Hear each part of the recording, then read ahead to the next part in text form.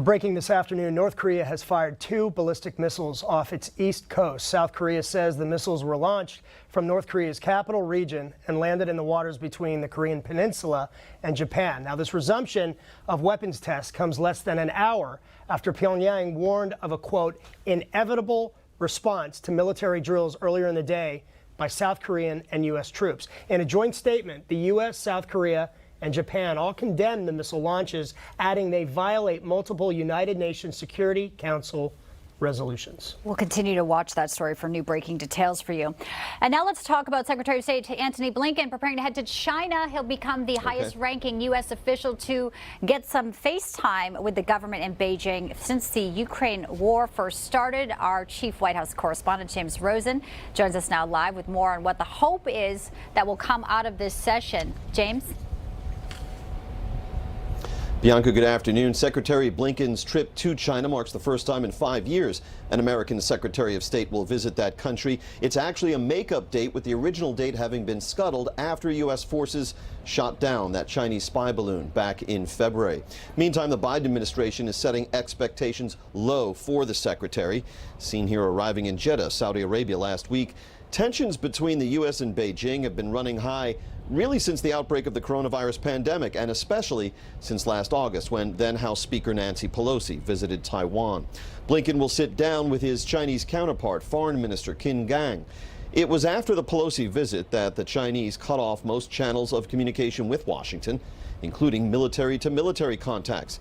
Indeed, so rigidly have the Chinese adhered to this posture that at a security conference in Singapore 2 weeks ago, the communist leadership declined a meeting with U.S. Defense Secretary Lloyd Austin, opting instead for his counterpart to extend only a brief handshake. We believe it's important that Chinese officials meet with the Secretary of Defense. We've been disappointed that they have refused to do so up to this point.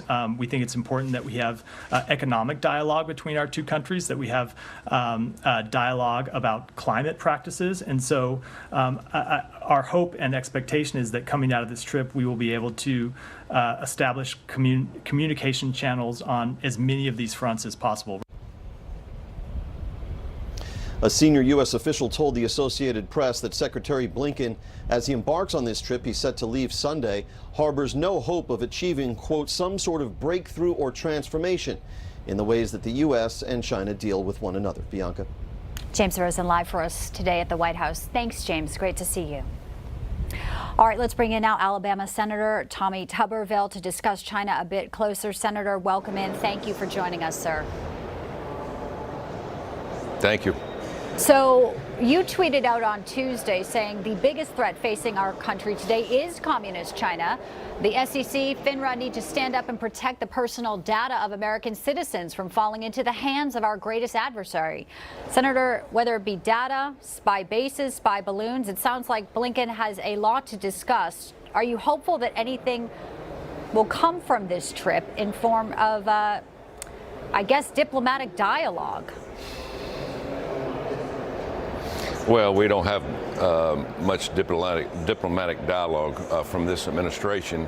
I think one of the first times anybody went over and met with the Chinese, I think it was around in Alaska, maybe a year or so ago. It didn't go very well. They pretty much laughed at us. But it all starts, when you have diplomacy, it all starts from your leader in the White House. And Joe Biden has showed weakness in everything he's done. I mean, he's been asleep at the wheel. And he's the one that's got to get this done. He's got to be the one that starts the dialogue, continues the dialogue. You send your surrogates to do all this work, it doesn't work. President Trump would have been over in a heartbeat, you know, talking to these people. They are our adversary, number one adversary. They control everything. They're controlling us. And as you said, my crypto bill last week that I presented, they're buying our crypto exchanges now.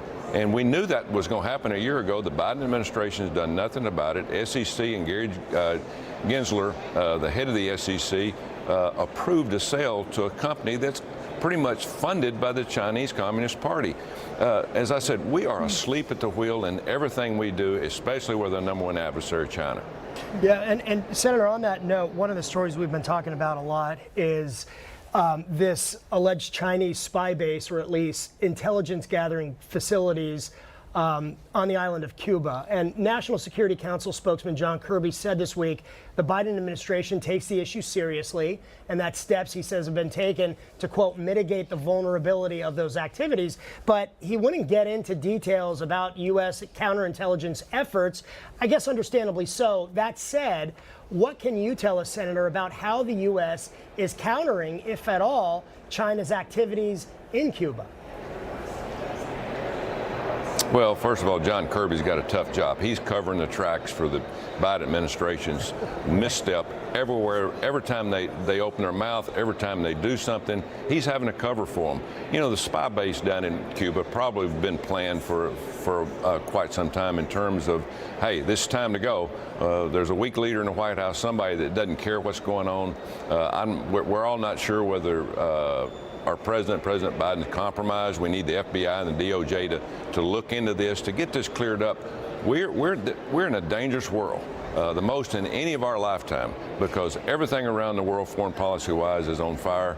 And then China's sitting there because we're funding everything that China's doing. American people are funding through buying the things that they sell us. The trade is way off in terms of our trade and their trade. It's just embarrassing the direction our country's headed because of the bad leadership. And people need to understand the bad leadership that starts at the White House, that goes down through the Secretary of State's office, the Department of Defense. Everything is a misstep. Senator, you just said something that I found really intriguing and concerning. You said you don't know if our president is compromised, and I assume you're referring to the millions of dollars that his family was getting from Chinese companies and also Ukrainian energy company Burisma. That's a serious concern of yours? Big concern. I mean, this needs to be cleared up. I mean, there's a lot of smoke. I've talked to a lot of people in the House, obviously Senator Grassley, Senator Johnson. They've really followed up on this. The people's not following up is the DOJ and the FBI, you know. And I understand, you know, it needs to be a serious, serious offense to do anything to a president or a former president. That's like President Trump. You know, if you're going to indict him, it better be serious. You better have 100% proof. We have never done anything like that in 240 years, and we're going to indict a president, and it goes back to President Biden. He's our leader right now. So do your due diligence. Let's get this thing going, clear it up so he can be the leader he needs to be, because right now it looks like he's just treading water and trying to get through this year and trying to get to an election where he can stand in the basement and try to win somehow. But it's a serious situation. Win with his Chinese TikTok influencers. And we do have Senator Johnson coming up in about 20 minutes on the program. We'll be discussing that a lot closer. Senator Tuberville, before we let you go, I want to give you an opportunity to respond. Politico has a piece today talking about your stance. You're holding off on about 250 military promotions. There's claims that you are sort of not going to take advice from what they say are more senior Republicans to end it. They say Pentagon officials are stepping up warnings that it's actually compromising America's security. What's your reaction to this piece? Well, this has been going on 4 months. I've heard one 10-minute phone call from the Department of Defense. I've heard 0 times from the White House. It doesn't seem like they're too concerned. We are not behind in readiness, okay? I wouldn't do that to our country. I'm big with our military. I've talked to admirals and generals. They're not concerned about it. They have an illegal policy and law that they implemented, and they need to change that, go back to the old policy, and if they want to change the law, put it on the floor and let's vote on it. But they're not going to do a run around me. It's been 4 months, and it's going to be 8 months before they even get around to talking to me. Conversation is how you work things out. But again, we have a president that has no leadership skills, and we have a Department of Defense that's trying to play Congress, and they're not Congress. They're the Department of Defense. We make the laws. They don't. And so there's no way I'm going to change my mind on this until we sit down and work this out and we get this illegal policy back to the way it was. Well, thank you, Senator Tuberville, for telling us a little more clarity on what you have heard about the security side there that they're reporting. Appreciate your time, Thanks, sir. Thank you. Thank you.